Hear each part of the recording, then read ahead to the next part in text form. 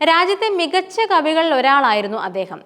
കവിയും കുങ്കുമ കാക്കിയുമൊക്കെ തന്റെ ജീവിതഗതി നിർണയിക്കുമ്പോഴും ഏകാന്തതയുടെ തടവുകാരനായി വിശുദ്ധിയുടെ വികാരങ്ങൾ മുഴക്കാൻ കഴിയുന്ന ഒരു കവി ഹൃദയത്തിനുടമയായിരുന്നു അടൽ ബിഹാരി വാജ്പേയി. തന്റെ കവിതകളിലൂടെ ദേശഭക്തിയുടെ പാട്ടുകാരനായി ജനമനസ്സുകളെ തട്ടിയുണർത്താൻ വാജ്പേയിക്ക് കഴിഞ്ഞിരുന്നു. തത്വജ്ഞാനിയും പ്രബോധകനും ആത്മീയ ആചാര്യനെന്നുമൊക്കെ തോന്നാവുന്ന രീതിയിലുള്ള കവിതകളുടെ ഉടമയായിരുന്നു വാജ്പേയി. അന്ധകാരാവൃതമായ പരാജിതരുടെ ഇന്ത്യയെ നോക്കി അദ്ദേഹം പാടിയതിന്റെ അർത്ഥം ഇങ്ങനെയാണ്: ഞാൻ ശുഭാപ്തി വിശ്വാസിയാണ്.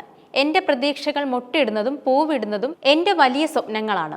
എന്റെ ദൃഷ്ടികൾ എപ്പോഴും വിദൂരത്താണ്. വെളിച്ചത്തെ ഞാൻ എവിടെയോ കാണുന്നുണ്ട്. മന്വന്തരങ്ങളിലൂടെ കടന്നു വന്ന ഭാരതീയ സംസ്കാരത്തിന്റെ പിൻഗാമികളായ ഭാരതീയർക്കുള്ള ഉയർത്തെഴുന്നേൽപ്പിന്റെ ഉണർത്തുപാട്ടുകളാണ് അദ്ദേഹത്തിന്റെ കവിതകൾ. യുവാവായ അടൽ ബിഹാരി വാജ്പേയിയുടെ മികച്ച പ്രകടനം കണ്ട് ആത്മസംതൃപ്തിയോടെ ക്രാന്തദർശിയായ നെഹ്റു ഒരിക്കൽ അദ്ദേഹത്തോട് പറഞ്ഞു: ഇന്ത്യൻ പ്രധാനമന്ത്രിയാകാൻ എന്നേക്കാൾ യോഗ്യൻ നിങ്ങൾ തന്നെ. പിന്നീട് വാജ്പേയി ഇന്ത്യൻ പ്രധാനമന്ത്രിയായി രാജ്യത്തെ മുന്നോട്ട് നയിച്ചു.